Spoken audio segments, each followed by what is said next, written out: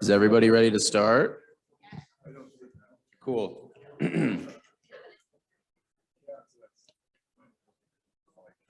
Thank you everyone for joining us for this session on solar law, how to empower municipalities in the development of solar projects.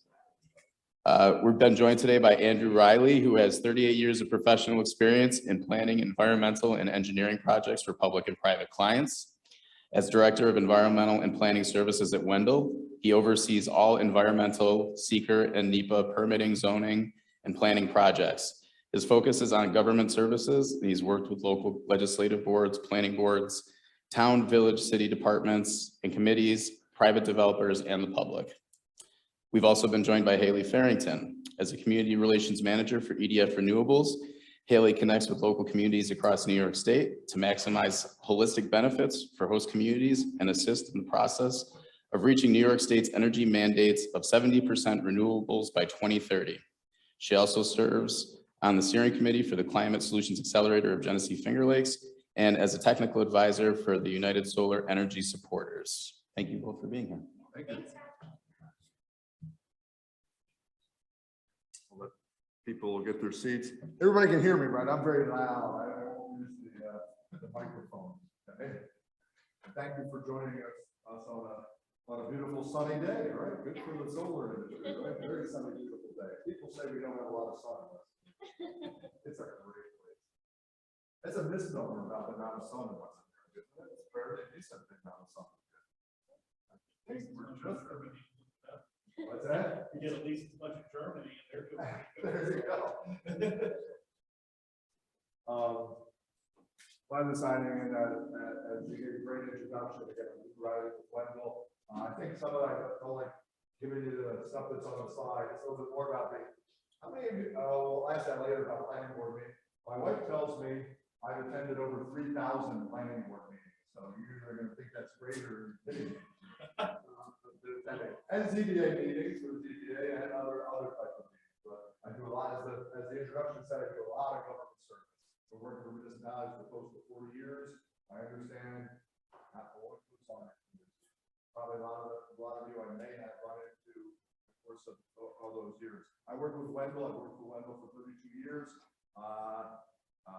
They are an AICP firm. I hate to say architecture engineering planning firm. It does a lot of different things. We also have an energy company. We understand the energy business. From my standpoint, I also have written a lot, and we're going to talk about that. We've written a lot of comprehensive plans. There's over 50 of them. I've also worked on regional plans, agricultural protection plans. I've worked, matter of fact, did the Genesee County agricultural protection plan. I have written probably 20 or 30 or 40, I don't know how many laws now, of solar laws, and updated them as communities update them. And now into, we'll talk about later, battery energy storage laws are also coming and doing a lot of those and writing a lot of zoning laws. Also been involved, I didn't know it was part of my job, but also got involved in negotiating a lot of post-community agreements and pilot agreements and how those things work out. So I think that should go on my resume. So you learned a little bit about us, and Haylee's going to talk a little bit more about her company and herself. But just so I know the audience and I know where how many planning board members? Majority of planning board, zoning board members. Others. Others could be town officials, other things like that. How many of you have had a solar project? Not talking about a simple rooftop, but maybe a 5 megawatt project or something like that. So fairly. How many of you haven't had a solar project? Haven't got to deal with that. Okay, good. It's always good to know that ahead of time. I have to ask as a planner, how many of you in your communities have a comprehensive plan, an up-to-date comprehensive plan? Sorry. Good. But I have to put up-to-date in there. I know when I go to a community and ask them to get their see your comprehensive plan, it takes them 4 or 5 days, and then they give me something with dust on it. I know it's kind of hasn't been used in a while, but so up-to-date comprehensive plans, we're going to talk about that in the future. Simplistic, I'm sure Helen will do a better job. Simplistically, from a planner standpoint, you can go, there's like 3, 4 different types of solar projects. It could be more, it could be less. I call about 4 different types of solar projects. You have your standard rooftop building mounted, building integrated. You have ground mounted ones that are backyards. These are all accessories. So in other words, you have a use, you want to power, you have accessory structure. We consider those accessory uses, ground mounted backyard units, et cetera. Then we get into the larger scale, the ground mounted units. I break them into two categories, and we'll talk about that. Why I call them two different categories is that certain size, and again, these are independent units that are producing power for the power grid. They're usually around 5 megawatts or in that range or whatever, but I break them into two because I look at communities and say, okay, what's kind of the largest project you see in your community? What do you typically do? If you're not dealing typically with 10-acre, 15-acre, 20-acre projects, we put a break in there and say, hey, these tier 3 projects are projects that we're used to seeing a 10-acre project. I've seen solar projects down to a half acre, but anyway, we had that size. I also break that size because I'm a person that deals a lot with seeker. I've been dealing, don't yell at me for this. I've been dealing with seeker for 40 some years. I was involved in some of the running of the law. But seeker also breaks into type 1 actions. You're all familiar with seeker type 1 actions. We'll talk about it later. 10 acres of disturbance or more is a type 1 action. So sometimes we categorize those as tier 4. They're larger projects. They tend to potentially have an impact on the environment. So they're type 1 actions. They don't necessarily have to be 94C projects, which Haley's going to talk about. They're real large ones, but they can be 5 megawatts, they can be 4 megawatts, they can be a combination of the above. I put that little clip in there. If your solar law is more than 2 years old, you may want to look at updates. Because we've looked at a lot of things now. We've learned a lot over the last couple of years from the industry and how things are done. You may want to update your law. So regulating solar types, as you know, and Haley and I had a conversation on that. I say that if it's over 25 megawatts, it doesn't fall under local jurisdiction. It's not regulated. It's regulated by the state of New York, but the towns have some influence on it. That they try to meet those requirements, but they're not regulated. They're not home rule. Anything under 25 megawatts falls under home rule. That's all know what home rule is. You legislate, whatever your zoning says. That home rule power has been given to you by the state of New York. State of New York can give it and they can take it away, right? So they've given you the power to regulate. In some instances, over 25 megawatts, they've taken away that power to regulate it. They have that ability. So you can regulate those things that are under 25 megawatts and fall under local zoning. Seeker applies over 25 megawatts. Haley's presentation is going to talk a little bit more detail about what those projects entail. That's that clip at the end. Under 94C, they must consider and address local zoning. They don't have to get your approval, but they have to address it in their applications. Again, Haley will talk about that a little bit more. What do I think is a good solar law? We've worked on 40 or 50 of them now or more. Good solar law. First of all, the New York State model is a very good model. In fact, I think they published a new one now. Yep. Right? They have the new sample out. I know I was helping with updating that model, so they have a new model solar law. It's a great solar model. You can follow that from the beginning. It has the typical sections you see in zoning, right? What do you have in your zoning? You have an intent section. What are you trying to accomplish? You should also reference your comprehensive plan. Definitions. You want to define things. Matter of fact, the definition sections have gotten longer and longer as we learn about the things that are interpreted differently in a law. You know, you all have that ZBA members, that interpretation of zoning. What does that mean? So I have a good definition section. Where you allow any zoning, you're going to have a district. By the way, this is talking about a standard zoning district. I didn't even get into some communities have done overlay zoning districts. Some people have gone as far as incentive zoning to allow solar. I'm dealing with the standard zoning here, which is 90%, but there are also other very different type of solar laws out there. So the standard one talks about, you know, where you allow them, what districts you allow them, and what the bulk requirements are, setbacks, things like that. What you have to submit in your application, whether it's site plan, special use permit, and any other requirements. And I think that's the most important one we're going to talk about as we learn about solar. What are the unique things about solar that you need to include in your law, and then have your attorney make sure. I forgot to say that. I'm supposed to say that again. I'm not giving you legal advice. I'm giving you my experience. Okay? I play one on TV. No, I don't play one on TV, but I'm not an attorney. I can't give you legal advice. So include those other required sections of the law, severability sections, things like that. I talked about before, remember, New York State, what's the one rule? When you do zoning, you're supposed to do this, zoning is supposed to be in accordance with the comprehensive plan. Can't be arbitrary increases. I don't like you, I'm gonna give you bad zoning on your property. I like you, I'm gonna give you good zoning. It's gotta follow a plan, right? Gotta be based on something. Comprehensive plan can be a written document, be other things or whatever, but it's gotta be in accordance with the comprehensive plan, okay? And that applies to 94C projects too. I mean, they have to, in their application, they have to look at your comprehensive plan, your zoning, things like that. So comprehensive plan is the organized materials. We'll talk about what's in them. If you've done a comprehensive plan, you know what's typically in them. Solar projects can be very large projects, so a comprehensive plan is important. I've had some communities go back now that had solar projects put in them, larger scale ones, saying that we got to relook at our comprehensive plan and say, okay, how has this changed? How can we, accommodate this or prepare for those solar projects in the future? They have impacts on the community. They should be addressed. The comprehensive plan is going to talk about description of existing conditions. It's going to set vision for your community. It's going to have recommendations. It's going to help the community plan and react to major changes. These plans provide the reasoning for the zoning and must be considered by, it also must be considered by other agencies. You know that a comprehensive plan, when you have an adopted comprehensive plan on the DOT or other agency, I always love the language there. Your zoning has to be in accordance with the comprehensive plan, but higher state agencies have to consider. So they have to take it into consideration. So they do have, it's an important tool they have to take into consideration.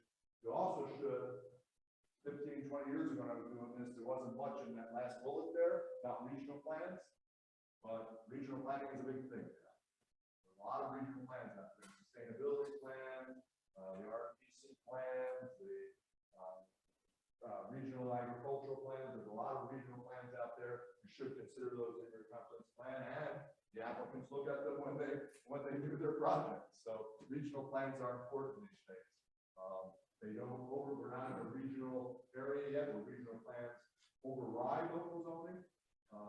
Genesee County has their smart growth plan, doesn't override local zoning, but it has a tremendous amount of influence over local zoning. Aside from the waters.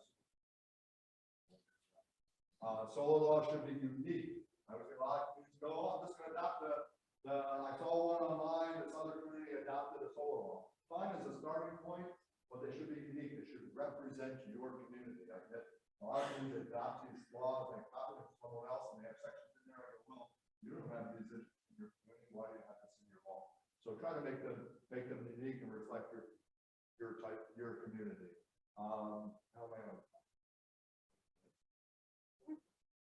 Okay, you're going to have approval process. Approval processes are different in communities.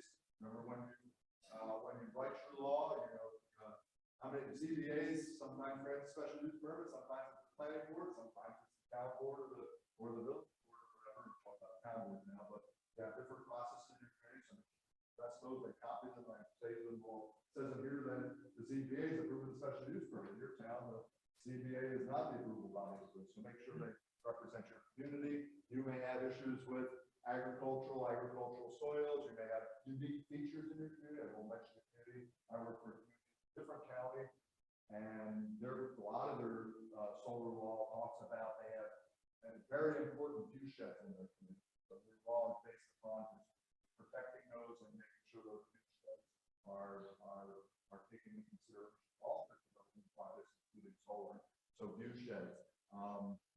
Then you're going to have, I've seen some communities put insurance requirements, you've seen the bonding requirements, the decommission bonding requirements. Again, like I said before, I'm not an attorney, I can't give you legal advice. Some communities are putting references to host communities.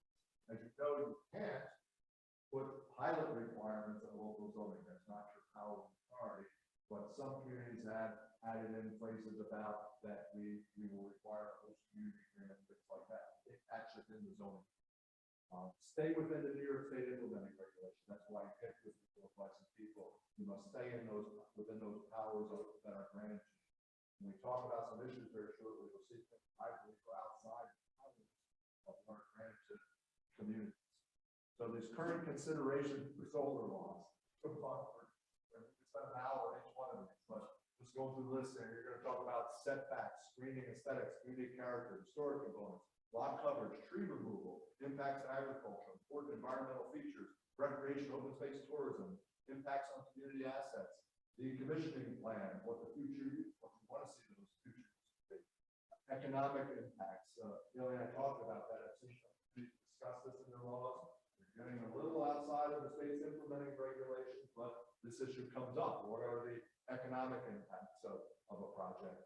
Drainage, erosion, and sediment control are big issues that are talked about. And then variances, make sure you build in your solar law, if they, again, for non-94C projects, if you can't meet something, is it just going to be a standard variance or going to the zoning board of appeals? I've seen some of these waiver clauses. The approval body has the power to waive these requirements, so they don't have to go to the zoning board of appeals. Or they say certain things have to go to the zoning board of appeals. For example, zoning board of appeals deal a lot of times with setbacks, so setback issues are something that the ZBA probably would be the one giving the variance on the setback. Moving along here. More of those issues, battery storage, planning, what you're going to plant under the panel. Some communities talk about making sure native vegetation is used. Site plan requirements, glare, noise, hazardous materials, and talked about. I love the internet. Well, boy, you can find all these different things. How many times I go to a public meeting and someone says, I read this on the internet, and I have to deal with that issue. So things like that come up, hazardous materials, underground utilities, solar sky space requirements, operation and maintenance plans. We talk about pilot host community agreements, post-approval construction requirements. I tell people, set aside, not a good thing. Typically, special use permits for a lot of these larger projects. Most important thing about special use permits is the conditions you attach to a special use permit, right? I think the conditions are the most important thing for special use permits. With something special, unique, it has conditions attached to it. With solar projects and any other project, especially for solar projects, you have pre-construction conditions that have to be met before construction, construction conditions, things that have to occur during construction, and post-construction conditions. So think about those three elements when you're creating conditions for your of these projects. The process for local approvals. We could spend another hour. You're going to check to make sure the application is complete. Rate suggested by Haylee by presentation. Communicate with the applicant. It's communication is back and forth. Communicate with the applicant. Make sure they understand what your requirements are, what your concerns are, even before in that early part of the application. Review based upon your law, create a checklist. You can steal my idea, what I do for every community for a special use permit. Guess what I do? I take the special use permit law, the solar law, I create a checklist out of it. And then hand it to the applicant, and we can use it to make sure they're meeting all the requirements. I'm an engineer too.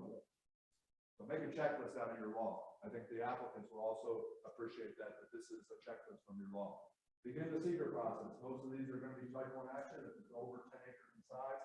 I've had arguments, some people who have argued that, well, it's really not disturbance.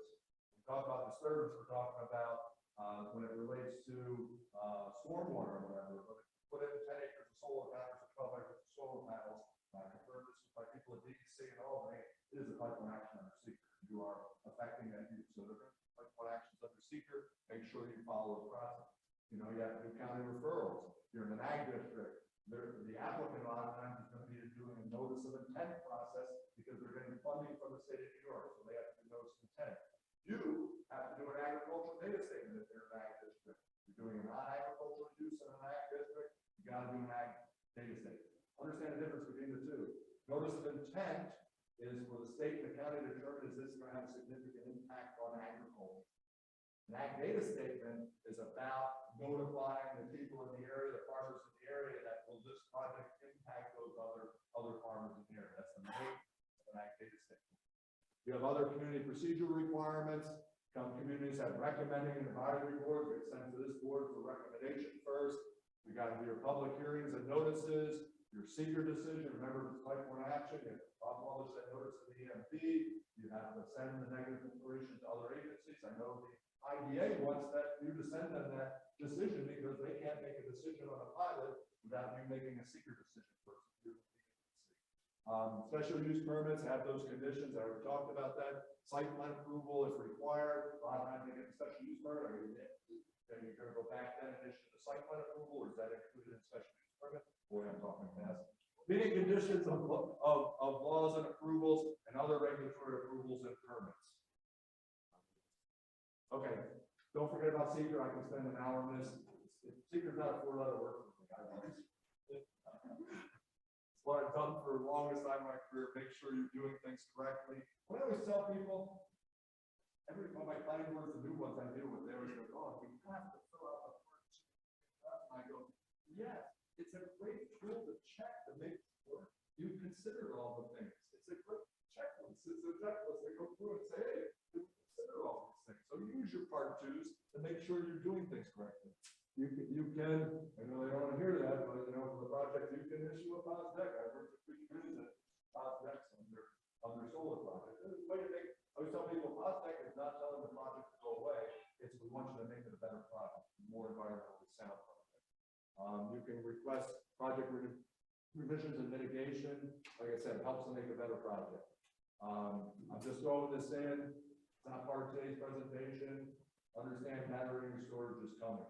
I believe I heard, last I heard from the state, how many thousands of 5,000 megawatts of battery storage are needed. Next 5 years, I believe the number is, a lot of battery storage. Standalone systems.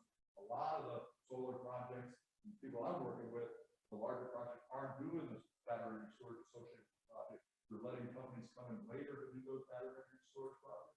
And by the way, my understanding from, and you can correct me, my understanding of ORES and NYSERDA, if I come in at a later date and want to put in a battery energy storage system, and it's over 25 megawatts or 100 megawatts or whatever, it's local approval.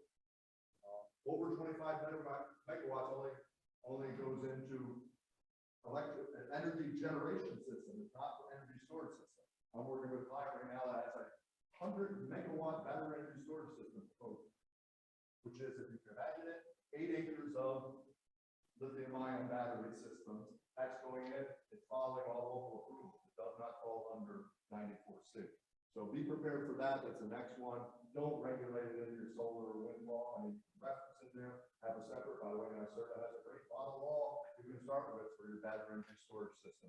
Similar thing, different tiers. Pilot HCA's. I did a presentation to Erie County Assessors Association. This varies throughout the state. There's a lot of issues going on with pilots. Niagara County has a moratorium on pilots. Other counties are struggling with how to split the money. You need good advice on that and understand with these host community agreements and pilot negotiations. Difficult issue. I heard there are some downstate communities that sued the state of New York over assessments that are being put for solar. My understanding from yesterday or the day before, they won that. There's a stay now on the new assessment rules for solar until they resolve the issues of this litigation. Again, I'm not an attorney. You can talk to your attorneys about that. And 94C, this is kind of the introduction to Haylee. Haylee's going to talk a lot about the bigger projects. You know, the legislation's in place. You have an Office of Renewable Energy siting. It mandates specific approval timeframes. It's broken up into a kind of a pre-application process and an application project. You probably have better numbers on this. I believe last time I checked the ORES website, you guys want to look, I mean, just Google ORES, New York State, and it'll take you to the website, click under permit application, you'll see about 15 to 20 active applications, about 60 in the queue that are identified, and I've been told there's probably twice that many coming over the next couple of years that are going to get in that queue. For the big projects, they are coming. One major recommendation, I'm back to the comp plan, have a good comp plan. The applicants want to know what your vision is for your community, and that's a good thing to have in place. Simple summary, I'm not going to get it. I think Haylee's going to do that. Basically, my last slide there is EDF will have a great discussion on that process. Thanks, and we're here to answer a lot of questions. So that's why I'm hurrying. I know we have until noon. You know, Haylee wants to do a presentation.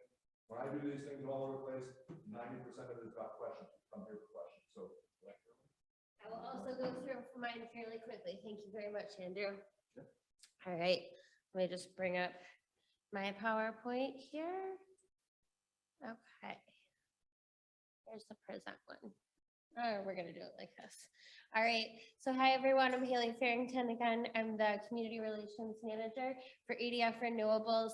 I also approach this topic from a regional and a community perspective. My previous role was the Clean Energy Community Coordinator for the GFL, and I live in Medina. I'm a regional person here. I'm on my Parks Committee and my Strategic Development Committee. So the issues we're talking about today are near and dear to my heart as well.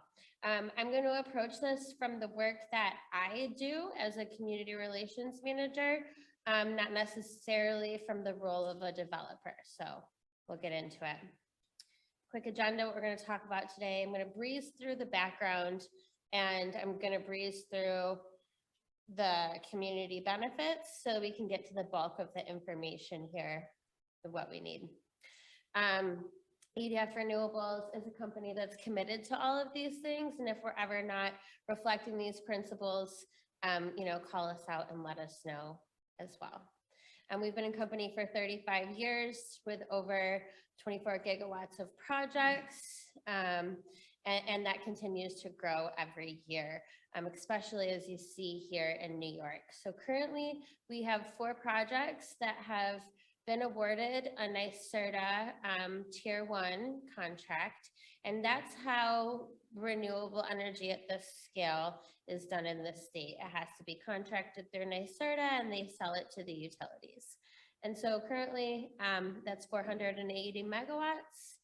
And in the pipeline, we have about 2 gigawatts in our pipeline currently being developed. So you can see where some of our projects are here. We have quite a few in the Genesee Finger Lakes region. We have Morris Ridge, which will be, it's the second project that received completion through the ORAS permitting process. And I believe it will be the first project built of the size in the state.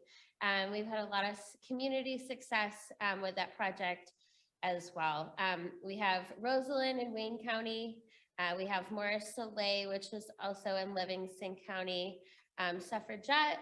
And we have a few that are very close to the region, like Genesee Road, Ridgeview, and Wayland as well. And so again, I mentioned the Tier 1 RFP, which is how we're able to make these projects economical for us. So if we didn't have these, we would have nowhere to sell our energy, essentially. It's just a quick slide on that. All right, I'm gonna jump right into it here. So this is when we approach a community, this is the type of information that you'll be receiving from us. The projects that we typically cite are anywhere from 80 to 350 megawatts. The locations vary based on where the leased landowners, and we lease all of our projects. We don't have the power of eminent domain, and we don't purchase parcels typically either. We lease them for the life of the project. So if your developer is not coming into your community and providing you with KMZ files and parcel maps, you have the right to request those. Knowledge is power. So, know what you're looking at and what you're dealing with. Typically, we're talking about, on average, 6 acres for 1 megawatt of this size. So for a normal project timeline, land acquisition can take anywhere from 1 to 4 years. The NYSERDA contract submission takes about a year from the time they release it until the time we hear. So last year we submitted our 2021 RFPs in August, and we are still waiting on those awards now. They should come out any day, hopefully. The state permitting process with ORAS takes anywhere from 1 year to 1.5 years, depending on compliance filings and different back and forth that may occur.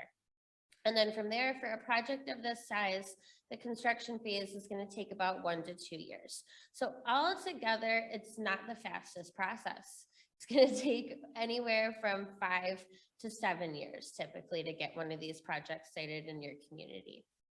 And so project operation, we own and maintain most of our projects. We're the largest O&M in the nation, I believe.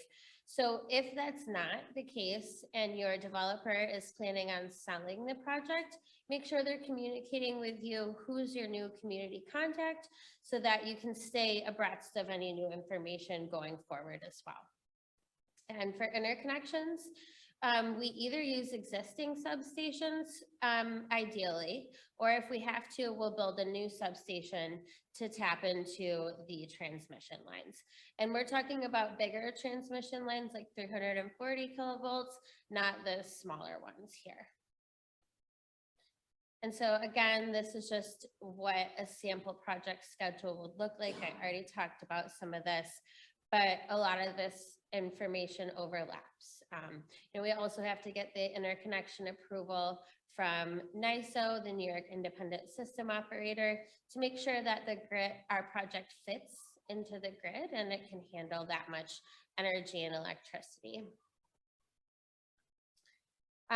So 94C projects are highly regulated projects. We can't just plop these things down anywhere.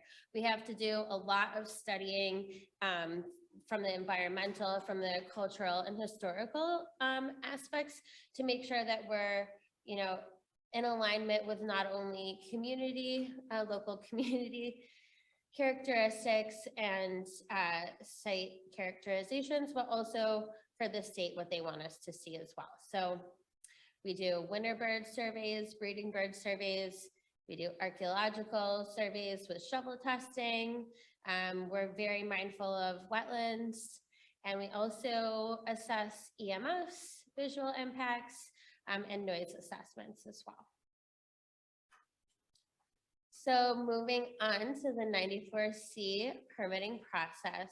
So, Andrew mentioned this a little bit. 94C replaced Article 10. As I mentioned, there's standardized conditions. The level of environmental studies is relatively unchanged. However, we do have to submit more detailed design and engineering throughout the process. So again, this requires from us early coordination on environmental impacts and reports. So typically we're going into communities and doing these studies ahead of submitting the 94C process, which we communicate that with local landowners, communities, and the municipalities. And if your developer is not, request that they are. Again, a 1-year timeline. The one thing that is significantly different that as a community you should note is that the $100,000 megawatt fund for interveners in towns is changed a little bit. So they tightened the definition up and most of that funding is reserved for the municipality. But also you cannot access those funds as a community until the permit has been submitted. However, we realize as EDF Renewables that there's a significant amount of review either from an engineering or from a legal standpoint that needs to be done ahead of time. And so what we offer all of our towns is an escrow account to cover specifically legal fees and engineering fees so that the communities can be informed. And that's something that every community can ask for of their developer as well. And I highly recommend that. It's very useful to just, making sure as your community what you're looking at and have someone like Drew look over your plans for you so you know what you're looking at as well. Okay. So that was very quickly through the sample information here. Now I will talk a little bit about how do I include my community's vision and needs in projects. So again, we have the same #1 step, review the local comprehensive plan. That's the first thing I do as a community relations manager. I want to see what the local needs are for the community, what is it they're mindful of? What is it, big projects that they're working on that maybe we could help with? And where does growth need to happen in the community and how can we help with that? And so again, taking into account where the plans mention clean energy, climate, community growth, agricultural innovation or growth, and workforce development, as these are all opportunities that are presented with a solar project of this size. So review your local laws for solar and battery energy storage system. And we should have said this at the beginning, but both of our presentations will be available on the GFL website. So you can go through Andrew's presentation and, do your checklist of your local laws. And I really like the idea of the checklist. I think that's wonderful. It sets up expectations for everyone based off that solar law. So everyone knows what they're looking at coming in. So I haven't heard that one before, but I would second that. I love that. And if your community does not have a local law in place, reach out to your municipal attorney, someone at the Genesee Finger Lakes Planning Council, or the Clean Energy Siting team at NYSERDA. They can all help you get these things started. And then what we have seen that's very successful, and this is something that the town of Mount Morris presented us with, is they created a list of community priorities and wishes that guided our conversations with as far as what they want from us. And so we've done a lot in that town throughout. We've helped them put in their EV charging stations. We've worked with the town on an agricultural and agrivoltaics plan, which I'll mention. We work with local Rotary clubs. And so, consider adding all these local stakeholder groups to this list. Who are the people in your community that are working for your community? And as you all know, it's different. Sometimes it's the Lions Club, sometimes it's the Rotary, sometimes it's the Legion. But regardless of who it is, including those contacts on there makes the project more holistic and benefits more people in the long run. So again, how can my community engage in the 94C siting process? Because a lot of the feedback we get is that it's taken away from the local communities. And my job here today is to tell you how to take back some of that power throughout the process and feel like you're empowered throughout it. So, since time, New York State has always regulated energy generation processes. So even Niagara County, the Somerset coal plant was done through the same process, right? So this is just how we've done things for years. However, how do you engage in the process? As I mentioned, the escrow funding, you can't actually put that in your law. However, like I said, you can request that of your developer when they come in. And, it doesn't matter the size of the project. This is just something that your developer can do to be a good partner in your community. We have to get local law waivers as a developer coming into the community. So if you don't have a solar law or battery energy storage law on the books, it's extremely important to get this on the books, because that's something that we have to review and consider and show that we've had communications about and waivers about when we do apply for the 94C project. So it's not just, we're not just shooting this in the dark. Like if you say you need a setback that's, I don't know, ORAS has right now, I think 50 feet from center line. And this is one that gets really hairy because communities do it from the center of the road line. Some do it from the edge of the road line. There's all kinds of variances with the setback issue there, but that's a really common one that we can work with the local community and perhaps do waivers. Maybe that road is a seasonal road and you don't need that stringent setback, and by decreasing that setback, you minimize the overall footprint of the project. However, maybe we would increase the setback by a neighboring project owner, from the back of their property line. So that's a fluid conversation as well. The pilot and the host community benefit negotiations. So typically those are split between the IDA and the school districts in the host community. And what we've found to be most effective is for the host community to take an active stance in that negotiation and work on those percentages being distributed equitably. So recognizing that the host community takes a lot of the burden of the project, and so far as they're the ones that code enforcement officer has to go out and check things, and the town planning board is working on it. And if your IDA is not particularly favorable to opening discussions on adjusting percentages, use support from neighboring communities to bolster this position. We've seen communities come in and say, we support this because not only is it going to economically benefit the town it's sited in, it's also going to benefit my town. So use, your supervisors to your advantage with that.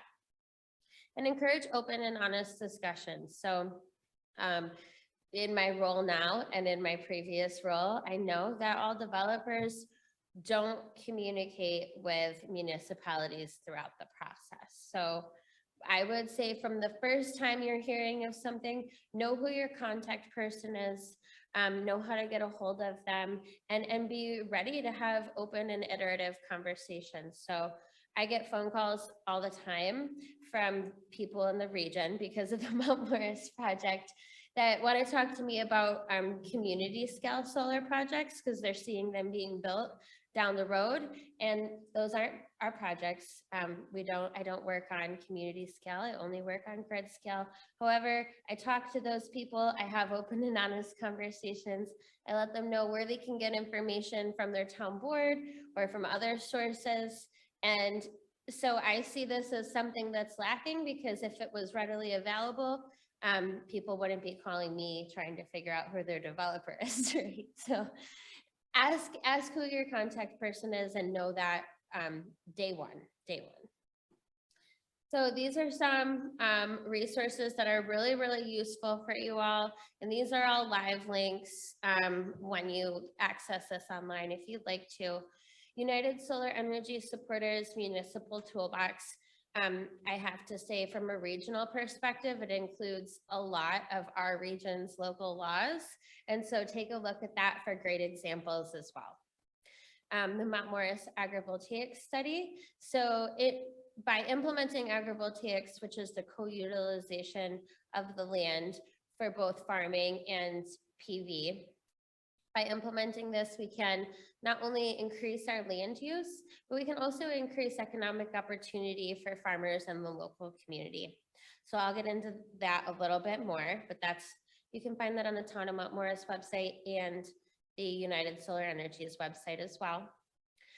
We just most recently had Pace University do an economic impact study of the Ridgeview project, which is in Niagara County. So it's also, again, extremely applicable for our areas as well here in the GFL region.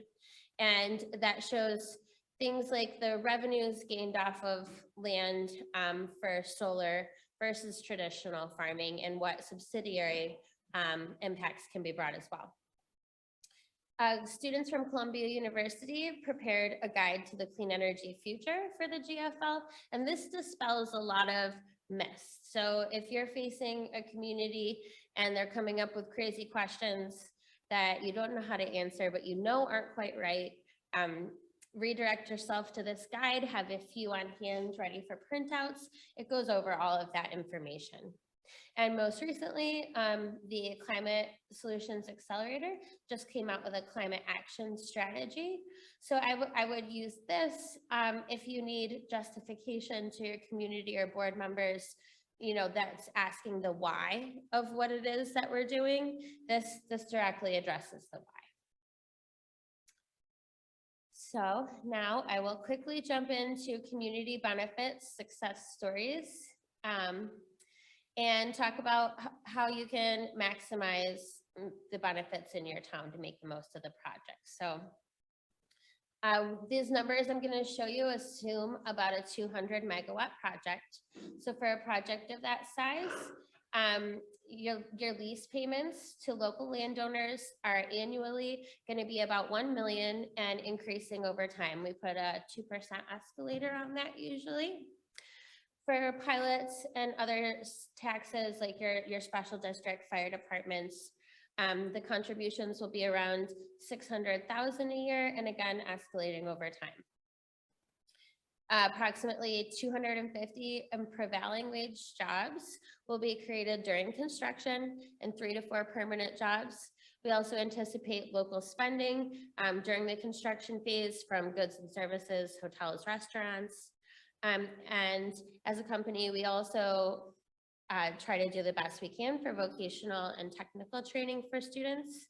So we offer local scholarships to graduating high school students for going into the trades or clean energy. And what's great about this is they don't have to go to a 2 or 4 year school. They can go to, for example, I have one student this year going into the pre-apprenticeship program with International Brothers Electric Union, IBEW. I have another student going into the Northland Workforce Training Academy in Buffalo there. And again, for electrical engineering. So that's just one thing that we're trying to do. And as a community, you can suggest that to your developer coming in, you know, say our kids could use some scholarships, suggest it. And then local impacts. So for subcontractors, equipment suppliers, and then as I mentioned, there's going to be maintenance that needs to happen on these facilities, whether we're doing traditional landscaping or agrivoltaics like sheep grazing, that's still opportunities, as well as snow removal. So realizing that part of the Climate Act's goals is we have to invest 35 to 40% of benefits in disadvantaged communities. We try to do the best we can and spread this out to not only our host communities, but counties and regions as well. So in our host communities, we offer a fund that's separate from a pilot or host community agreement, anywhere from $10,000 to $40,000. This goes to local organizations, Boys and Girls Clubs, Rotaries. The selection process is done by a local committee and myself. So it's not just us coming in and saying this is who we think is most fitting. Community drives that process. NYSERDA, with all their contracted projects, has the mandated electric benefit program, $500 a megawatt. We try to donate to as many different organizations as we can. I talked about the scholarship. We have students right now studying a Columbia agrivoltaic collective, and this is based on the idea of bringing together different farmers in the area to see what local solutions fit best within the panel arrays. We do podcasts, video series, and try to get information out as many ways as we can. We also have worked with, for the past 2 years, the Climate Solutions Accelerator on their climate of change events. So a couple more benefits here. I'm going to go through these quickly. I mentioned agrivoltaics. For soil, you know, we look at these arrays as a form of long-term land conservation. So meanwhile, we're changing the project temporarily. We have to put the land and the soil to the same position we found it with when we started. And having the soil been rested for that long, as well as state mandated increased stormwater retention and filtration, we actually think that the soil and the life of the soil improves over this time. Reduce land use over time as you know, technology becomes more efficient as well.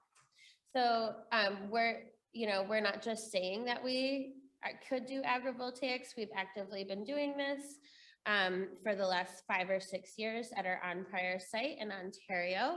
This is a quick little example of that. This is what based the agrivoltaic study for the town of Mount Morris. So, you know, what they found is that it's a realistic opportunity for our region. They interviewed restaurants, suppliers, farmers all across the GFL region, and, you know, found that lamb is huge here in the Northeast. It's one of the biggest lamb markets, and New York is the 8th largest honey producing state in the country. So again, there's a lot of opportunity to partner here. I'm not going to go over the details of this so we can get into Q&A, but it's here if you need it. And so I'm going to start there because, as Drew knows, we have a lot of Q&A to get through here. So we'll stop and we'll join each other and open it up for questions here. Who's going to start with questions? There you go.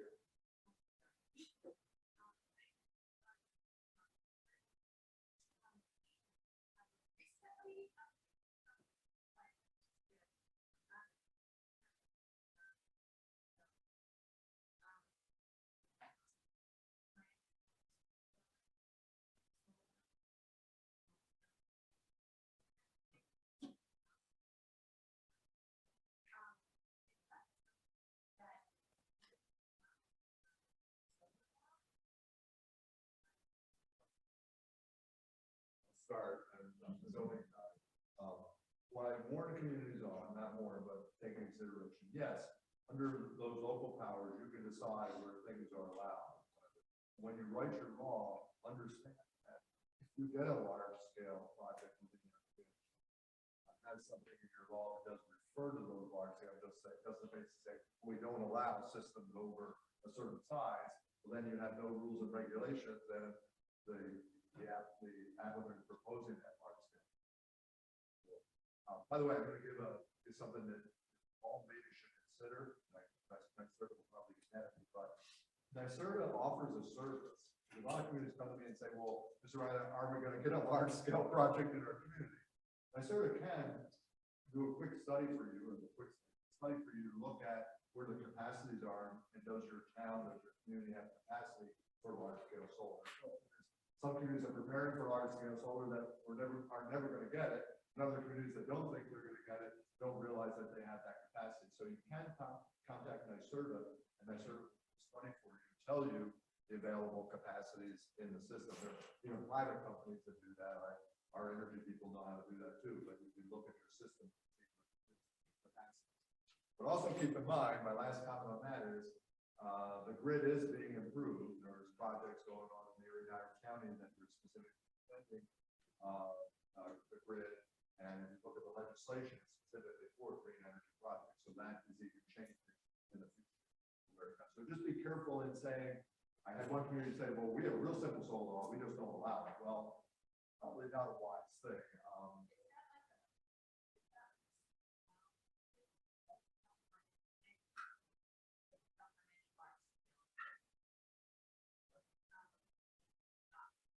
Right. Well,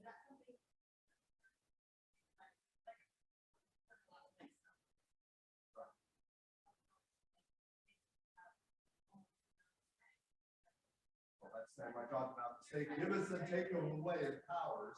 You have some powers over cell towers, which you don't have. Remember, that started 15 years ago. So with solar, same thing. Keep in mind, yes, you could write a law, and argue with that one that says we're not allowing solar projects other than rooftop. Is that reasonable? Also consider there will be in the future people who want to do smaller scale systems and whatever. And understand if you get a larger scale project that's over 25 megawatts, then you don't have a law, so you're not giving any direction to the applicant on what you would require. So just be careful with that. I mean, I understand why some communities are that level of concern, but you probably should accommodate certain levels of, even some of the most, I won't mention the name, the anti-solar communities have agreed that, well, they should at least allow certain size systems and have rules if those larger systems have. So here, there.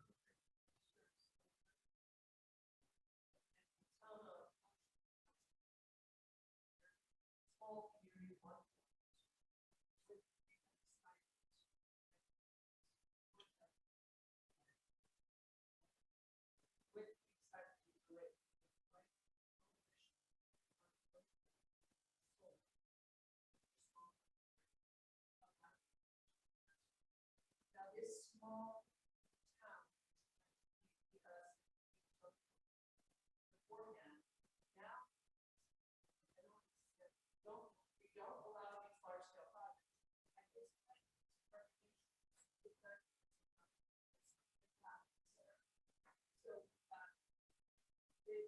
no.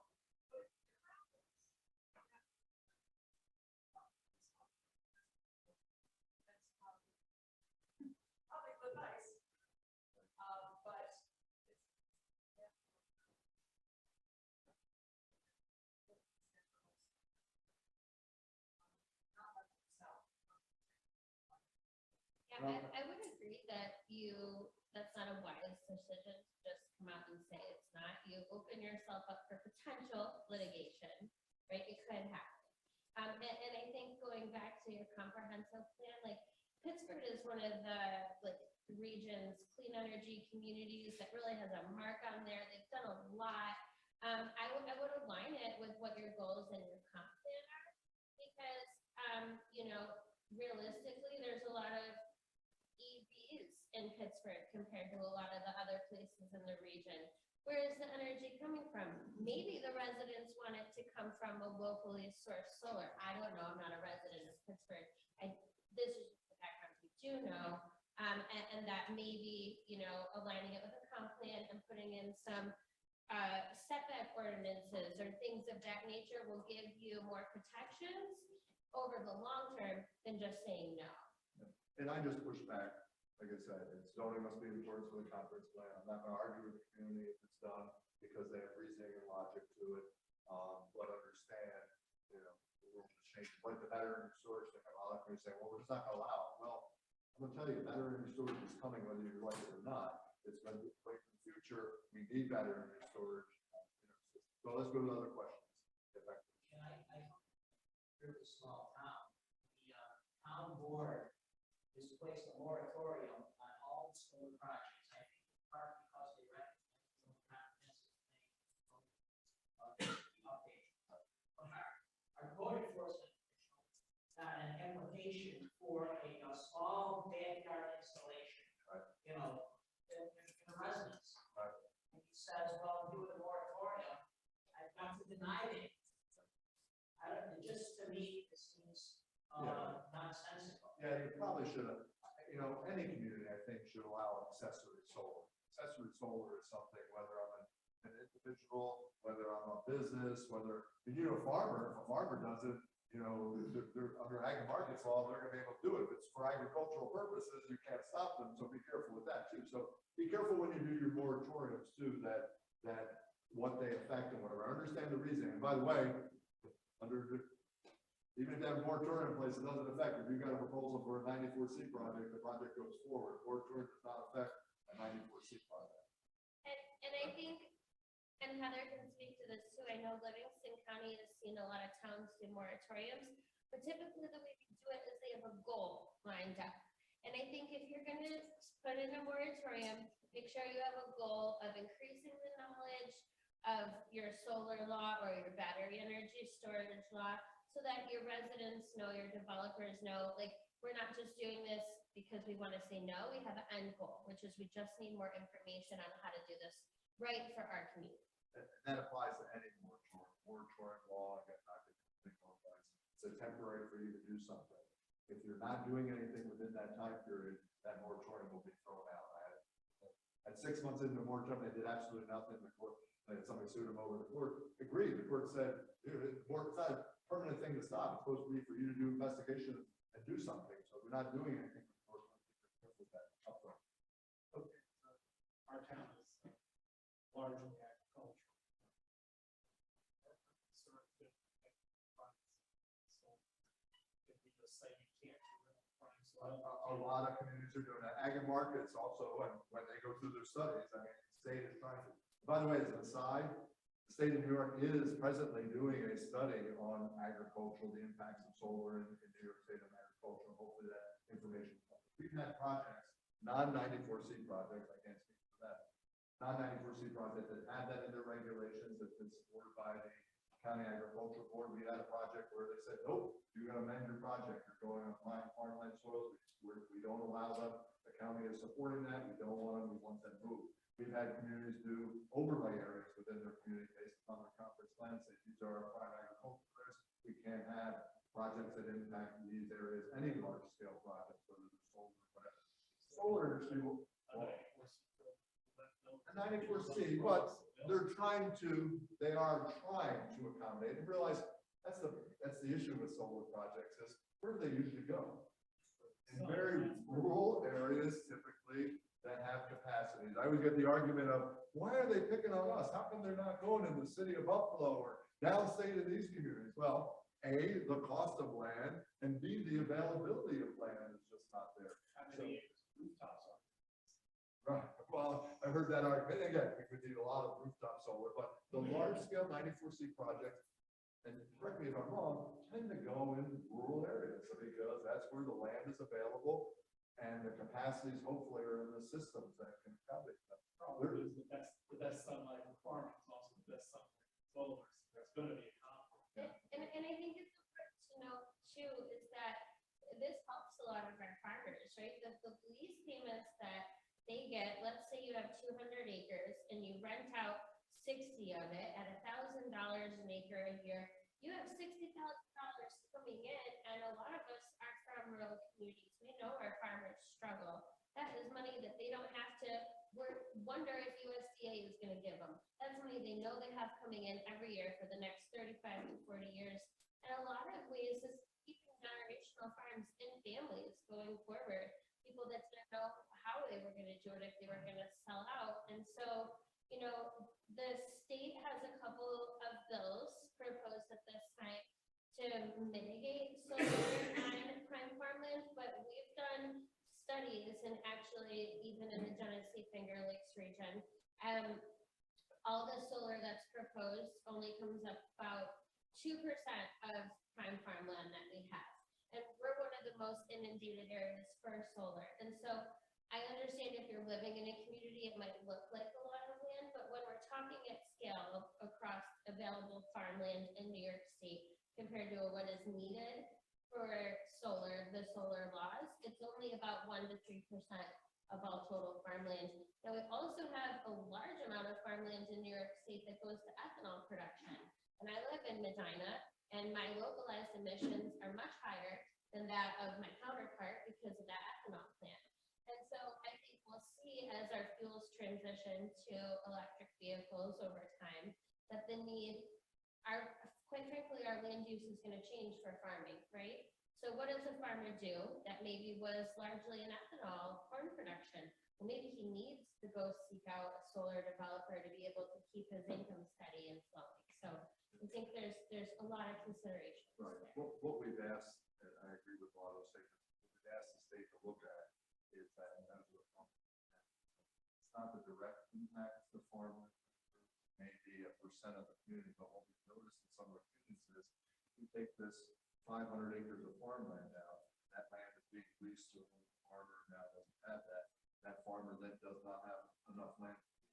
He or she may go out of business and not be able to lease land to other people. So that's the kind of thing that has to be studied better. That's even Ag and Markets understands that, is that we're not looking at the synergistic or the snowball effect of the economy. Remember, New York State Ag and Markets is charged with protecting. So Ag and Markets has had a difficult time understanding and understanding the impacts of local farming. So we're trying to learn as much as we can. I know a lot of great developers are paying attention to that, but the towns have to pay attention.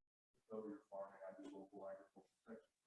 You know your farming community and how it's whether the loss of that farm or whatever. Some of the farms are borderline. It's great, that farmer gets a great income and it keeps things going in the community. Other ones don't make sense. Like I said, we've had projects that have had to change because they were on prime farmland soils and Ag and Markets in the county ag board. This is a non-94C project. By the way, I had to bring this up because that's what's happening now, the changes in the last couple of years, is that we were getting a lot of 5 megawatt projects. And you wonder why 5 megawatt, because it's the size that's funded by New York Sun program, right? And then you had the 94C projects, which most of them are 25 megawatts, they're 100 megawatts or more.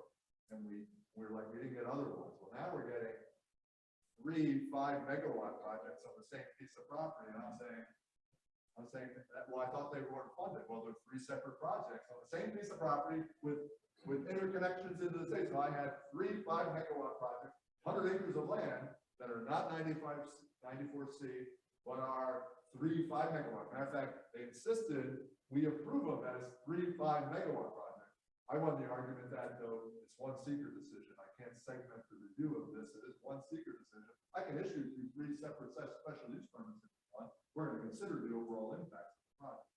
So you're going to get that. I'm seeing more and more of that, of the smaller developers doing 5, 10, 15. I haven't had a 21 yet. And you don't see a 25 megawatts. You do see like the split parcels so they can accommodate 220 megawatts next to each other. But that's something that your local zoning and planning board can deal with as well. There's a lot of power to local zoning. There's a lot of very creative laws out there.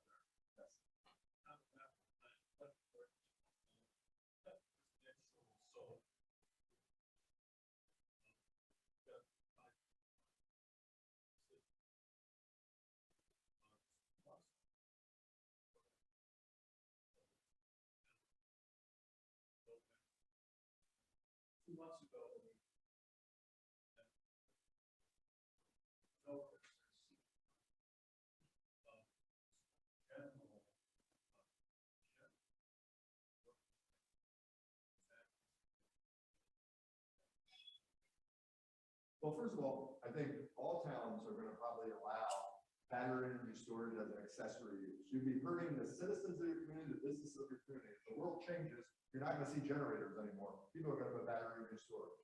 And, right, and the state's laws, I mean, the building codes have been updated, they're very, very good about it. So the bigger battery energy storage project, obviously the fire companies are good.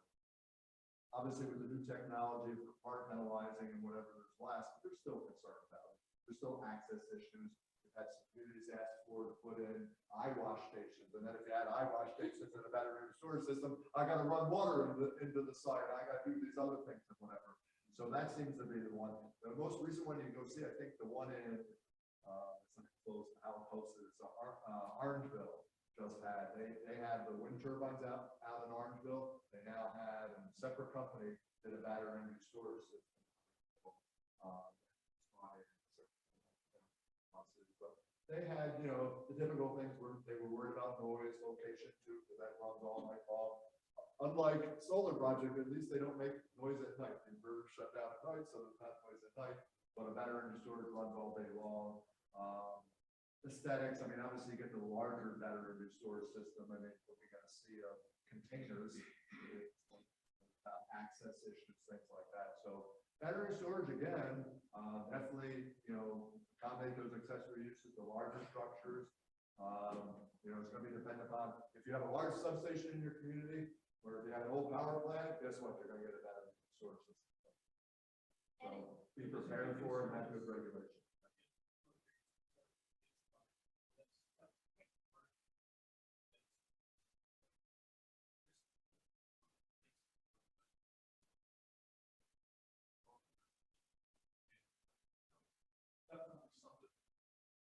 I'm a story guy. I tell one other story. It's coming too. You know, and you know this other set of regulations. I'll mention the town. Town Jade in New York has a lot of problems with brownouts and blackouts, right? So typically the grid is charged with, they gotta fix that problem. Too many brownouts and blackouts now. Before it was, you go in and you fix the system. Now they have to look at green energy alternatives. So the green energy alternative to the problem in Jade was a solar energy system, a building with lithium-ion batteries in it for short term, and then they actually had lead acid-based batteries for longer term power outages and whatever. So that was, they were required under the law, grid was required to look at alternative solutions. So in that case, it's going in, guys. The utility, it's going in. The town tried to have at least some rules and regulations and say this is what we want to see of this project. So, but it was one being mandated by the grid. They had to do it. And sorry, as far as, you know, if an event were to occur, you know, we have training people that come in and work with the fire departments and get them up to speed and comfortable. And a battery storage event is less harmful to your neighboring lands and your ozone, the environment, everything, than an office fire, and less harmful than a tire fire.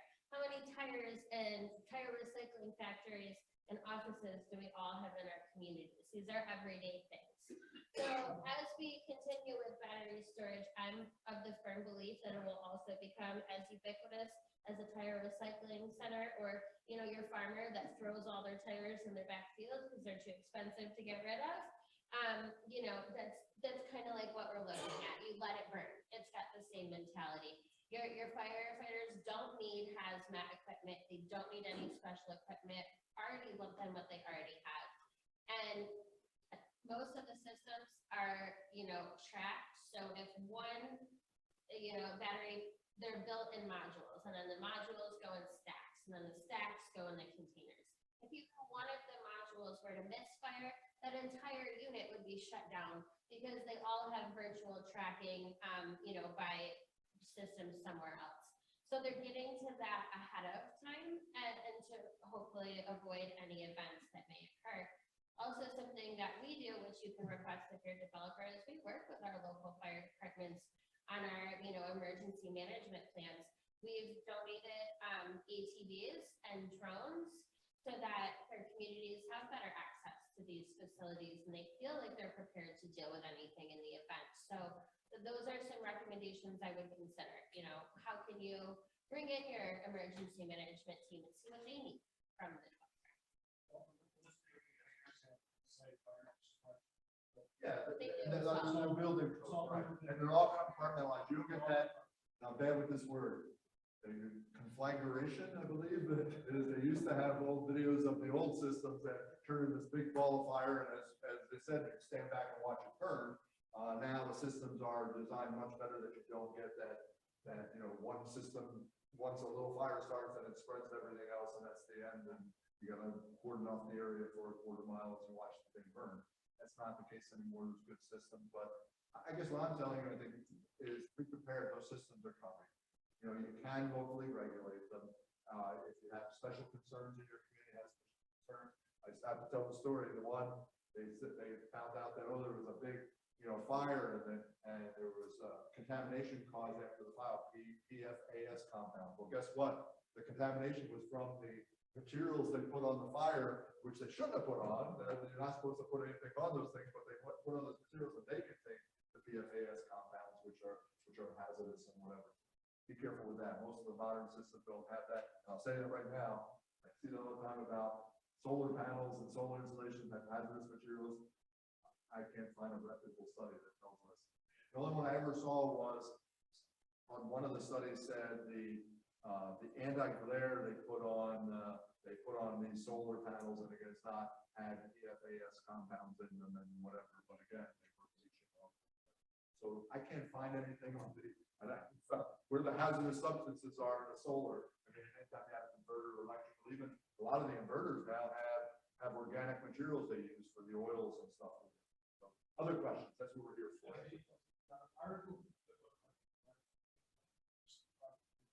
The 94C. Is that still in 25 megawatts? Used to be 25 megawatts. The state. Right. That was Article 10. Right. Then they reduced the threshold down. No, it's still 94C. You can have projects converting. I think you can have a 20 megawatt project. If it's a 20 to 25, it's up to the developer whether they want to adhere to local laws or go to next. Yeah. We still have the option. Yeah, but only for that 20 to 25. If it's Right. less than 20, it's local law. If you're 5 or 10 or 15, you're going through local. Just that little. Yeah. Up here, and back. Question on the lithium battery.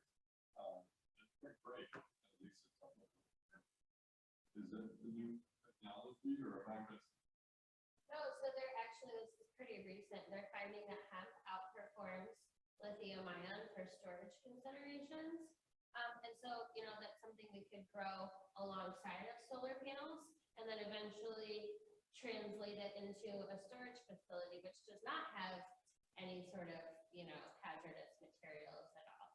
And I was also seeing that lithium ion can now be extracted out of the Salton Sea in California, which is an economically depressed area. And that's, you know, that way we're not bringing it over from foreign sources as well. That's energy dependency right here at home. Hemp is an unbelievable material, isn't it? What they're finding out. Yes. Computations coming for multiple 5 megawatt.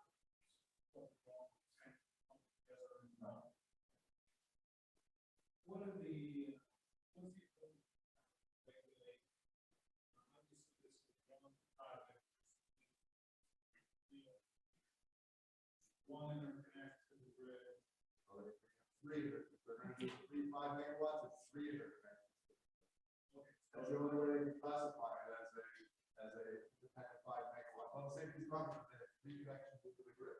Okay, so the cap, the other connections. Yeah. So 3 interconnections to the grid. Right. And again, it's because of, they're not trying to cheat, it's just because of the New York's program says this New York Sun program funds projects up to 5 megawatts. So if I'm doing a 10 megawatt project, I as a developer am forced to do 2 5 ones and have separate connections to them, otherwise I'm not getting funding for the New York Sun program. Oh, what if they're not worried about funding through you're not worried about funding, they can put a 10 or 15, again, if there's capacity in the system and they get a fund, your local law is gonna apply, however you would regulate a 15 megawatt system. Well, we have an acreage required.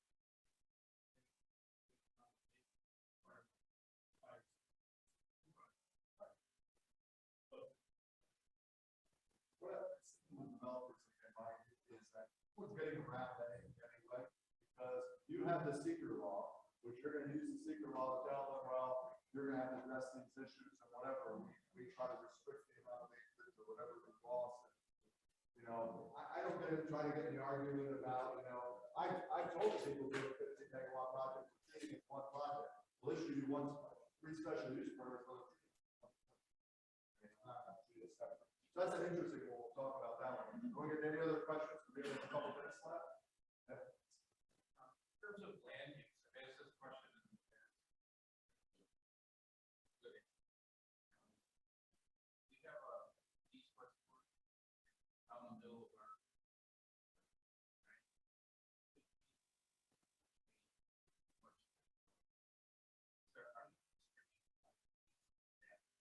Footprint, is this a state highway, New York State thruway? Yeah. Yeah, I mean, there's a lot of considerations with that. You know, just at a very base level, what is that, you know, I know we all drive on the 90, right? We're all New Yorkers. A lot of wildlife use that, right? So then are you taking away that part of land for wildlife? There's a lot of safety considerations with that. How many times have we seen a tractor trailer in the middle of the ditch when it's winter time? I think the state refers to it as fixed deadly objects. Yeah, and then you're dealing with the DOT as well. I just, you know, we all have heard this about the 90. I just don't think it's realistic. I think it's gonna be considered. Massachusetts, that's what they're doing. By 90, Massachusetts now, every resident next to it has a large, I would probably say, are 5 to 10 megawatt projects. So they're locating, they must have a contract. Not in the median. What's that? Not in the median. Not in the median. It's in the area where the rest areas are off to the side, they have to do it. Of course, you have one out here. Right? And have to take it. Other question, is that done? Oh, look. Don't look at it, right? Look at this. I'm gonna- We're all hungry. One thing COVID has changed, right? Thank you. Haley's here to answer any questions.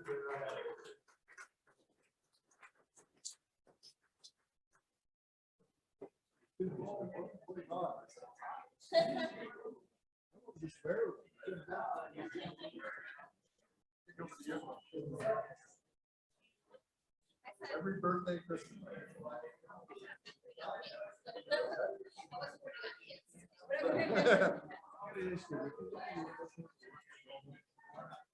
My wife, so not this. No. My wife's family, her grandfather was one of the first 25. Yeah, he was professor or something.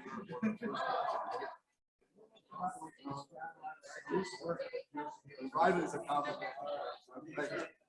Thank you for coming. Waiting for her business card. She had it out here. Oh, okay, yeah. She said she had it out here. Obviously, Haley, you have your card? My card's over there on Oh, the yeah, desk. there they go. Sorry. got it, no problem. So, you said this scale that we were like,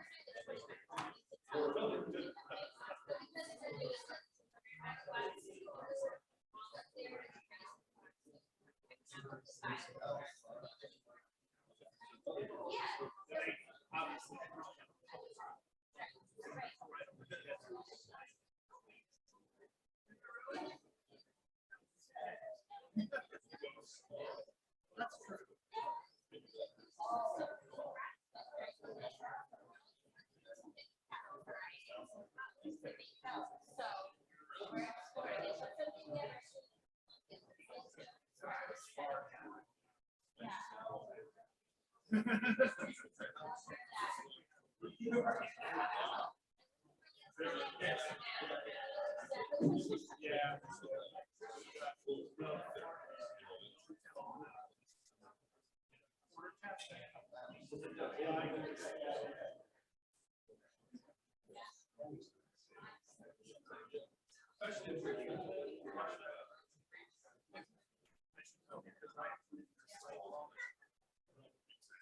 But I can't remember.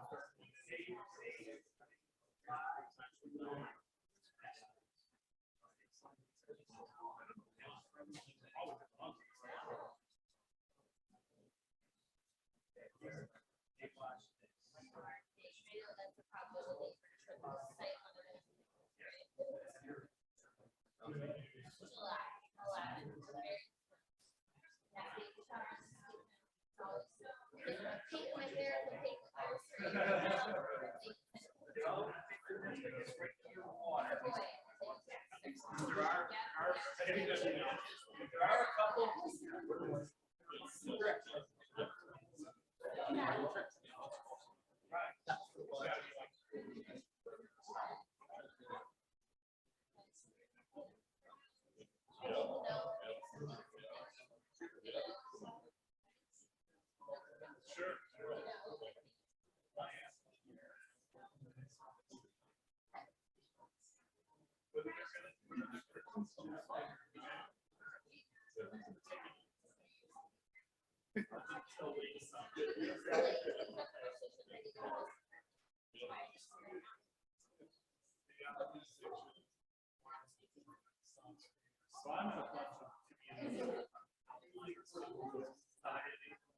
And most of my work, this is the I don't know when you trail.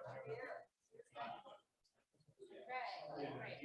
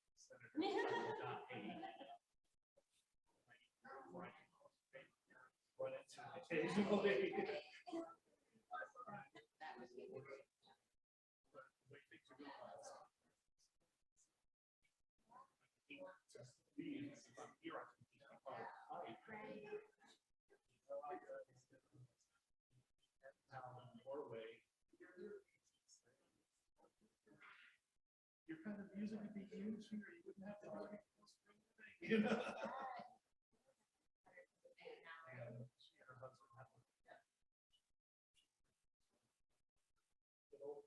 Which is like a violin, but it has the sympathetic strings like a sitar. It's insane. It's got like 26 strings on it. You can play 4 of them at the bow. And it's the most smooth. I play these days traditional. I used to be in a progressive rock band. We did a Yes tribute show. We did Pink Floyd. We were going to do Emerson, Lake and Palmer, but Frank Larry. So yeah, either Stacy Rock or acoustic world folk, whichever. I made more money with the Irish band. Yeah. People kept hiring us for weddings. There's a huge market for that. When I had my daughter, I was like reading on how to be a successful work from home mom. And the thing was like, I created my own public music and now I make all this money, 6 figures. It's the niche. Renaissance fairs themselves pay crap, but Renaissance themed weddings. Oh. My God, the money we made. On Anything wedding related, right? Good question. I didn't sign in. Okay. Yeah. Is there a sign separately? So, okay.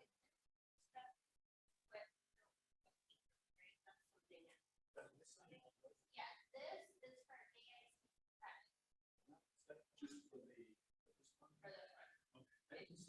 Oh, for just. If you, okay, the front desk, Okay. Rob and Emily, I think they have it, and then we'll get it for you. Okay, okay, I can sign it. Okay. They just didn't believe me, I'll bet for you. All right, good. I know, you were here. Thanks. Yep.